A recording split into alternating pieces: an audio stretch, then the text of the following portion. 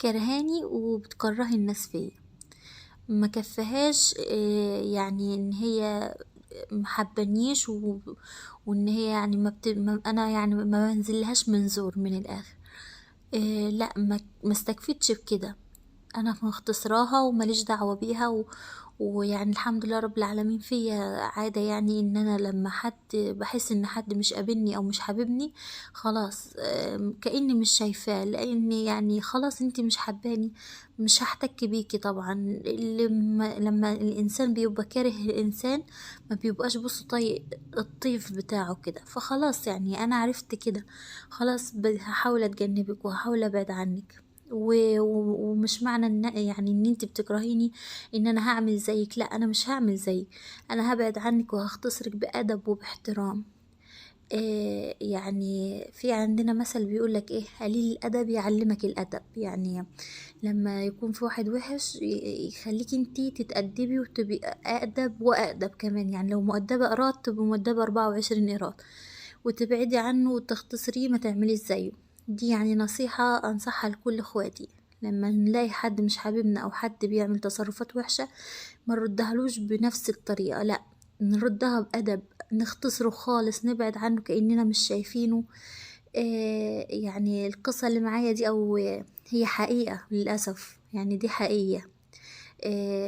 بتكرهها وإيه ومش ما اكتفتش بإن هي بتكرهها، لأ، خلت الناس اللي حواليها يكرهوها، سلايفها وصاحبتها كان لها صاحبة غالية عليها جدا برضو.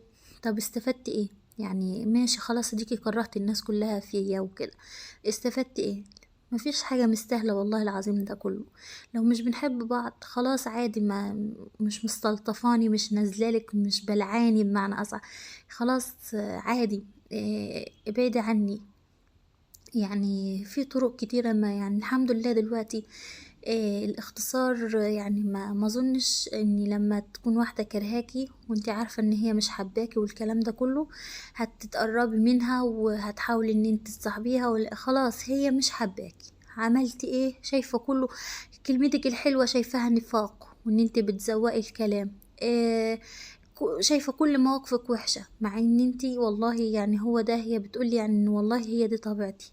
يعني لما حد بيزعل مني بحاول ان انا ايه، يعني نزعل من باب اللي هو ايه، يعني ما مش اللي هو خلاص زعلت مني ان انا افضل ازم فيها واجيب سيرتها هنا وين، لا، ده بل العكس، لما بزعل مع حد بحترمه اكتر من الاول. يعني لو كنت بحترمه في الاول درجة بحترمه 3 4 درجات بعد ما ازعل معاه. خلاص يعني الصلح حلو والزعل ان احنا نزعل، يعني مش زعل ان هو نفضل نذم في بعض ونقول ده قالت وده عادت ومش، لا خلاص زعلنا برضو نزعل باحترام زي ما بيقولوا نفترق بالمعروف. فما فيش داعي خالص ان احنا ايه، يعني نكره الناس في، يعني وانا كرهاكي ما كرهش، ان خلاص اكرهيني انتي، مش لازم تدوري على الناس اللي بحبهم وتخليهم يكرهوني. ربنا يا رب يصلح حالنا جميعا يا رب. للأسف المشكلة دي موجودة حقيقي وكتير جدا، مش واحدة ولا اتنين، لأ موجودة كتير. لما بني آدم بيكره التاني مش بيكفي ان هو اللي كرهه، لأ، بيبدأ يكره الناس اللي حواليه فيه، سواء أهله سواء أصحابه. ربنا يصلح حالنا جميعا يا رب. ونصيحة مني، مفيش حاجة مستاهلة، وما تردوش السيئة بالسيئة، والله العظيم ما هنستفاد حاجة لو ردنا السيئة بالسيئة. وعندنا مثل زي ما قلت لكم، ان خصمت سيب للايه للصلح باب، وان صالحت خلاص يعني اصطلح وصفي النية وخلي الدنيا تبقى حلوة وكده. ومفيش حد هي يعني مفيش حد هياخد حاجة حد او هيظلم حد، او لو انت حب او لو الناس حباني وانت مش حباني مش يعني مش هأثر على حب الناس في ان هم بيحبوكي وكده في حاجة. فخلاص يعني نحاول خلاص نختصر بالمعروف من غير كلام، من غير ما نزعل بعض، حتى نبقى فاكرين لبعض حاجة حلوة. لما نبقى زعلانين من بعض نفتكر نقول والله ده حصل كذا، والله ده احنا زعلنا بس زعلنا واحنا فاكرين لبعض الحاجات الحلوة، او يعني بعدنا عن اختصارنا بعض بمعنى اصح. يعني ربنا ما يجيبش زعل ابدا يا رب. اختصرنا بعض واحنا اخوات وحبايب، من غير ما يكون فيه يعني مش عايزة اقول لكم بغيضة يعني في جوانا وكده، لا، نكون ايه، في يعني سلام من جوانا والكلام ده كله.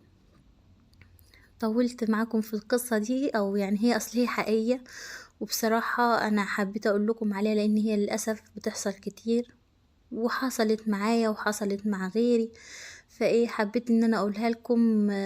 وصاحبتها يعني هي بتحكي لي، ولما انا قلت لها انا هحكي قصتك في فيديو من وانا بعمل فيديوهات وكده، ما اعترضتش وقالت لي عادي. فيعني وانا قلت لها برضو ان هي حصلت معايا وهتحصل، يعني حصلت وهتحصل تاني وتالت لان يعني ربنا يصلح حالنا يا رب، ما نقدرش نقول غير ربنا يصلح حالنا. ان شاء الله ربنا هيصلح حالنا ويجعل قلوبنا كده صافية لبعض دايما يا رب، ومتسامحين وبنتغاضى عن اخطاء بعضنا، عشان والله العظيم الدنيا مش مستاهلة.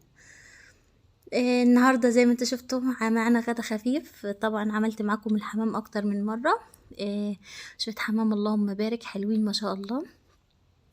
لو عايزة يعني تعرفي التفاصيل هتلاقيها في فيديوهات كتير، انا عاملة اكتر من فيديو للحمام، وربنا يحسن ما بين ايديكم جميعا يا رب. ما صليناش على الرسول في الفيديو ده، يلا نصلي على الرسول الكريم. اللهم صل وسلم وبارك على سيدنا محمد وعلى آله وصحبه وسلم. الحمام بقى يعني طريقته حلوة، مش محتاجة يعني ممكن تحشيه بالفريك وممكن تحشيه بالرز. عملت خلطة الرز سادة كده من غير حاجة، وعملتها بالكبد والقوانص، كله في الفيديوهات اللي فاتت. ان شاء الله لو عايزين تعرفوا الطريقة هشوفوها وهتعجبكم بإذن الله. وهنا الغدا بتاعي اللهم بارك كان خلص. شت حمام حلوين ما شاء الله، يتاكلوا لوحدهم بصراحة، لا شوربة ولا مكرونة، بس هي ايه، زوايد يعني تحسبا. يا رب يكون الفيديو عجبكم، والسلام عليكم ورحمة الله وبركاته.